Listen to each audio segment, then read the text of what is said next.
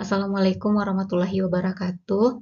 Baiklah Bapak Ibu, kita lanjut lagi membahas soal kompetensi teknis P3K untuk P2 dan P3 tahun 2023. Ini sudah bagian yang ke-23. Di sini saya akan mengulas nanti materi situational judgment test itu menyangkut apa saja. Jadi selain dari membahas beberapa soal, saya juga akan sedikit menjelaskan tentang apa saja lingkup materi SJT untuk P2 dan P3 pelamar khusus P3K tahun 2023. Nah, yang pertama, tentang apa itu Situational Judgment Test atau SJT. SJT itu adalah alat evaluasi yang dirancang untuk mengukur kemampuan guru dalam menghadapi situasi dunia nyata yang mungkin mereka hadapi dalam pekerjaan di sekolah. Nah, jadi kata kuncinya di sini.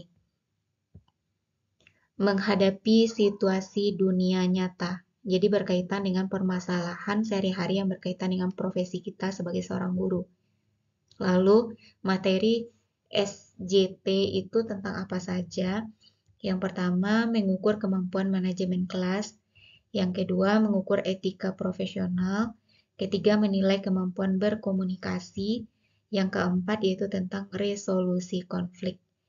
Jadi sebelum ini kita sudah bahas soal-soalnya, bahkan sampai part 22. Jadi soal-soal itu sebenarnya mencakup 4 bagian ini, yaitu mengukur kemampuan manajemen kelas, etika profesional, kemampuan berkomunikasi, dan resolusi konflik. Kita lihat satu persatu. Mengukur kemampuan manajemen kelas itu, calon guru akan dihadapkan dengan situasi yang memerlukan pengelolaan kelas yang baik. Mereka harus dapat memilih respon yang paling tepat untuk mengatasi situasi seperti siswa yang mengganggu saat pembelajaran, siswa yang tertinggal dalam pembelajaran, siswa yang terlambat, atau konflik antar siswa. Nah, soal-soalnya itu sudah banyak yang kita bahas pada video-video sebelumnya. Yang kedua, mengukur etika profesional. Etika profesional itu adalah landasan penting dalam pekerjaan guru. Calon guru akan dihadapkan dengan situasi pertimbangan etika, seperti tindakan plagiat dalam menyusun RPP atau modul ajar, konflik kepentingan. Dengan tes ini, calon guru diharapkan mampu mengambil keputusan yang etis. Kemudian yang ketiga, menilai kemampuan berkomunikasi. Menilai kemampuan berkomunikasi calon guru, baik itu dengan siswa, komunikasi dengan rekan kerja, komunikasi dengan kepala sekolah atau atasan, dengan staf, dengan orang tua maupun masyarakat sekitar. Termasuk di dalamnya memberi umpan balik kepada siswa, menangani keluhan orang tua, dan berkolaborasi dengan tim mengajar. Nah, ini juga sudah banyak soal-soalnya yang kita bahas. Kemudian yang ketiga, resolusi konflik. Yang keempat, resolusi konflik. Konflik itu adalah bagian alami dari lingkungan sekolah dan guru sering dihadapkan pada tugas untuk meredakan konflik. Baik itu konflik antar siswa, konflik guru dengan rekan kerja, konflik guru dengan siswa, konflik guru dengan pegawai, dengan kepala sekolah. Dengan soal SJT, guru diharapkan mampu mengidentifikasi akar masalah dan menemukan solusi terbaik untuk meredakan konflik tersebut. Dan ini juga sudah banyak soal-soalnya yang kita bahas. Tinggal lagi Bapak Ibu mengulang, kemudian memperluas jabaran-jabaran soalnya dengan beragam konflik yang mungkin kira-kira muncul di lingkungan sekolah. Kita bahas soal yang pertama. Anda memiliki gagasan, menurut Anda baik, serta bisa menyelesaikan permasalahan yang ada pada sekolah saat ini. Apa yang akan Anda lakukan? A. Membicarakannya dengan teman guru lainnya agar bisa disampaikan kepada kepala sekolah. B. Membiarkan saja dulu sampai menunggu rapat dewan guru. C. Menemui kepala sekolah untuk membicarakan ide dan gagasan Anda. D. Tidak mau repot menyampaikannya karena pekerjaan Anda sudah banyak. E. Menyampaikan kepada kepala sekolah melalui chat atau media sosial. Jadi kalau kita punya ide gagasan, sedangkan sekolah sangat butuh untuk penyelesaian masalah yang pada saat itu juga, jadi langkah baiknya yaitu kita langsung menemui kepala sekolah untuk membicarakan ide dan gagasan kita. Masalah diterima atau tidak itu nanti adalah kewenangan kepala sekolah. Kalau kita bicarakan dulu dengan guru, baru disampaikan dengan kepala sekolah, mungkin ini akan memakan waktu yang lama, sedangkan permasalahannya harus segera diselesaikan. Yang B, membiarkan saja dulu, ini juga mengulur-ulur waktu, menunggu rapat Dewan Guru, sedangkan jadwal rapatnya entah kapan. Kemudian yang D, tidak mau repot, ini tidak peduli dengan permasalahan sekolah, kemudian menyampaikan lewat chat. Nah, lewat chat ini melalui secara tidak langsung. Jadi alangkah tepatnya yaitu menemui secara langsung. Jawabannya adalah C. Soal kedua, rekan kerja Anda diberi tugas oleh atasan. Padahal pekerjaan sebelumnya belum selesai dan dia tampak tidak sanggup menyelesaikannya. Sebagai rekan kerja, apa yang Anda lakukan? A. Membantunya setelah pekerjaan Anda sendiri selesai. B. Menawarkan bantuan secara langsung, bagian mana yang bisa dibantu. C. Mengajak teman-teman lain untuk membantu pekerjaannya. Yang D. Memberikan dorongan semangat. E. Membiarkannya. Nah, di sini mungkin posisinya kita juga sedang bekerja dan teman tersebut terlihat kesulitan dengan pekerjaannya sendiri, bahkan tampak tidak sanggup. Maka yang kita lakukan yaitu adalah kerjakan dulu tugas dan tanggung jawab kita. Baru setelah itu tawarkan bantuan. Jawabannya adalah A.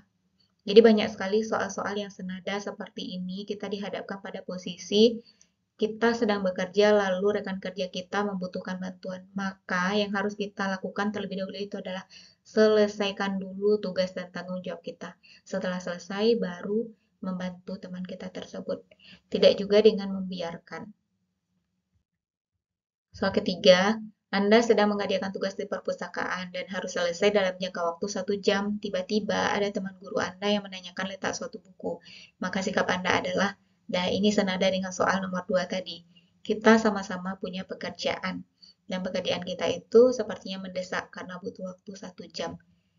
Maka sikap kita adalah A. Menyampaikan bahwa Anda sedang sibuk, B. Meninggalkan pekerjaan Anda sebentar untuk mengantarkannya menuju buku yang dimaksud dan kembali melanjutkan pekerjaan Anda. C. Mengatakan tidak tahu posisi buku tersebut. D. Memintanya bertanya ke petugas perpustakaan. E. Memberitahu hanya letak arahnya saja. Nah, di sini yang paling tepat itu adalah minta dia bertanya ke petugas perpustakaan. Pasti petugas itu paling tahu letak dan posisi buku yang dicari oleh rekan kerja kita tersebut. Jawabannya adalah D. Soal keempat, saat Anda akan berangkat ke sekolah, tiba-tiba ban kendaraan umum yang Anda tumpangi mogok, maka sikap Anda adalah, jadi posisinya sekarang kita itu numpang di kendaraan umum. A. Memarahi pemilik kendaraan mengapa tidak memperhatikan kondisi kendaraannya. Nah, ini jelas tidak tepat. Karena pemilik kendaraan pun mungkin tidak menginginkan keadaan itu terjadi. Yang B. Menunggu kendaraan itu selesai diperbaiki. Dan ini mungkin memakan waktu lama, sedangkan sekolah atau pembelajaran akan dimulai. C. Berusaha mencari tumpangan lain untuk sampai sekolah. Yang D. Mengabari teman yang sudah ada di kantor untuk menjemput. Yang E. Berusaha ke kantor dengan berjalan kaki meskipun sangat jauh. Antara C, D, E, dan C, D, dan E mungkin benar dan yang paling tepat itu adalah yang C. Berusaha mencari tumpangan lain untuk sampai ke sekolah. Misalnya cari ojek atau angkutan umum yang lain.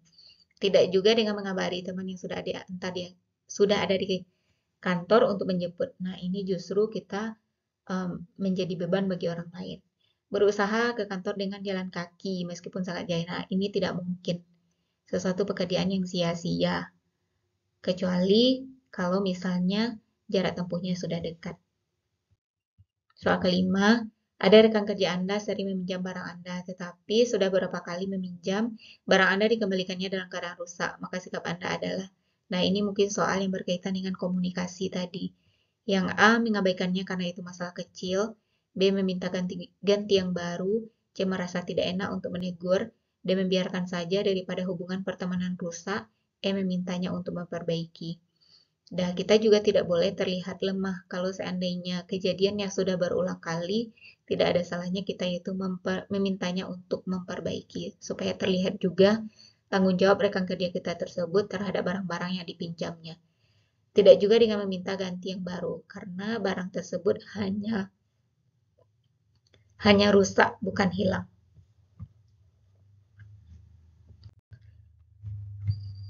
Demikianlah Bapak Ibu pembahasan soal pada video kali ini, semoga bermanfaat. Saya doakan semoga Bapak Ibu lulus P3K tahun ini. Demikian saja, Assalamualaikum warahmatullahi wabarakatuh.